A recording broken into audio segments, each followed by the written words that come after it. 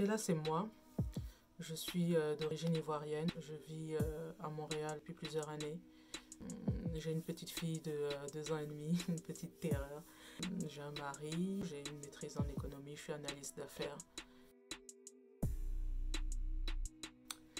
Quand j'étais jeune, j'étais pas très bonne en gymnastique, j'étais pas très souple en fait. Je faisais de la gymnastique une fois à Blaise Pascal et on devait faire ils appelaient ça appui tendu renversé. Donc comme je ne savais pas le faire, je devais le faire contre un mur. Ce jour-là, j'avais oublié, je commençais à devenir une femme là, j'avais, je sais pas moi, 13, 14, 15 ans et j'avais oublié mon soutien-gorge. Donc j'ai fait l'appui tendu renversé contre le mur, les pieds en l'air et mon t-shirt est tombé sur moi, sur ma tête, puisque j'avais la tête en bas. Le prof arrivait juste à ce moment-là, donc il a vu mes jolis petits nichons de l'époque et il a commencé à rougir. Je suis déjà tombée en boîte en dansant Michael Jackson, en essayant de faire une phase de Michael Jackson en boîte de nuit, en plein milieu de la boîte tombée. Les gens se sont foutus de moi. Déjà oublié mes paroles sur scène, ça arrivait 1 ou 2 fois, pas souvent, mais ça c'est déjà arrivé, ça aussi super embarrassant. Je suis habituée au drap quand même, ça arrive souvent que j'ai la honte. Parce que je suis, comment dire, on grandit, on est dans un cocon, dans le petit cocon familial, on pense que la vie est parfaite et après on découvre le monde, on découvre que la vie n'est pas si parfaite que ça, que la vie est dure, etc. Donc c'est une réalisation, c'est le premier pourquoi du tomber de Heaven, on tombe du paradis, donc pour nous la vie c'est le paradis, tout le monde est gentil, enfin, on se rend pas compte de la couleur de notre peau, le sky is the limit quoi, genre on peut accomplir ce qu'on veut, on peut devenir ce qu'on veut, et puis on se rend compte au fur et à mesure qu'on grandit que il y a des embûches, c'est pas parce que tu le mérites que tu vas obtenir quelque chose, donc il y a des embûches sur la vie. Donc tomber de Heaven, c'est un peu ça, la réalisation, tout ne t'est pas dû et qu'il faut travailler, même malgré le fait que tu travailles, tout n'est pas juste. Le moment où tu te rends compte qu'il y a beaucoup d'injustices dans la vie. Tomber de Heaven, pourquoi aussi? J'ai grandi en Côte d'Ivoire jusqu'à ado, après le bac français. Je suis arrivée au Canada, un dépaysement total. Donc j'étais aussi, on va dire aussi, j'étais un peu dans mon cocon. Et puis je suis arrivée ici, j'ai connu quand même un peu le racisme et tout ça. Donc tomber de Heaven pour ça aussi. Tomber de Heaven, ça représente vraiment les désillusions qu'on peut avoir. Mon inspi en général, c'est ma vie et c'est ce que les gens autour de moi vivent. On est dans un contexte aussi pas mal tendu. Il y a des gens qui se rendent compte de beaucoup de choses qui n'étaient pas dans leur radar avant. Donc c'est un sujet aussi que je voulais aborder avec ce morceau. C'est la vie de tous les jours, c'est ce qu'on vit. Et puis c'est important de mettre ce qu'on vit en morceaux pour que les autres puissent le ressentir. Et ceux qui se reconnaissent dedans puissent aussi réaliser certaines choses, parce que souvent on vit des choses, mais on ne réalise pas forcément l'ampleur et la portée que ça a. Il y a plusieurs symboles dans le clip. Le premier, le plus évident, bien évidemment, c'est la pomme. La pomme fait référence à la tentation à Adam et Ève. Le jeune homme aussi qui joue Adam, on peut dire que c'est un symbole. On peut dire qu'il joue Adam, mais il y a certaines personnes aussi qui le perçoivent en tant que tentateur, parce que c'est lui qui me donne la pomme, donc en tant que tentateur et en tant que le diable, c'est lui qui me tend. Bon, pour changer un peu, parce que pourquoi est-ce que ce serait toujours les femmes qui se retrouvent être les tentatrices dans les méchantes dans l'histoire. Donc c'est un peu un petit clin d'œil à toutes mes amies féministes et tout, et puis... Voilà, il y a d'autres personnes aussi, comme je disais, qui considèrent Adam que c'est plus lui le tentateur, la personne qui tente. Donc il a à la fois le rôle d'Adam et il a à la fois le rôle de Lucifer.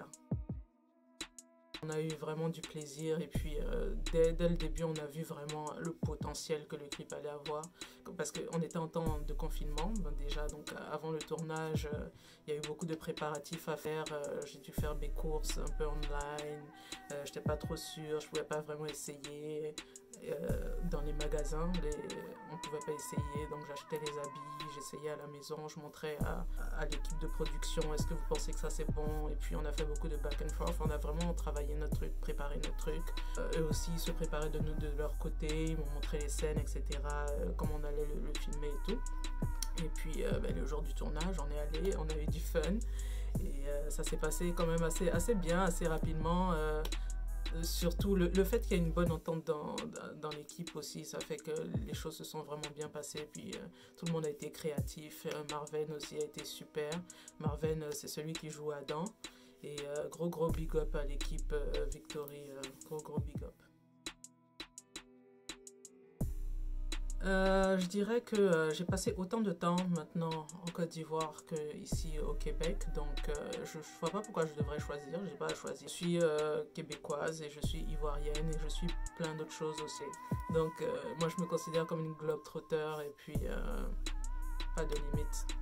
Je prends ce qui est bien dans chaque culture, c'est ça qui est cool. En général, avant de me coucher, je lis un bon livre, je regarde une bonne série, mais en général, j'essaie plus de lire que de regarder des trucs. Et quelquefois, je m'endors au milieu d'une phrase. Mes futurs projets, sky is the limit. En ce moment, je travaille sur l'album de plusieurs personnes, donc pas mal de featuring, etc. La promo de mon album Contact est toujours d'actualité. Ça a été un peu ralenti avec la Covid, mais j'espère vraiment pouvoir tourner et le faire découvrir sur scène à beaucoup de gens en Côte d'Ivoire et ici au Canada. Donc c'est ça que je vise, Covid willing.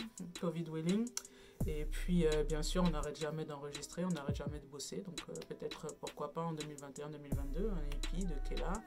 Et puis, c'est ça. On travaille à l'inspi.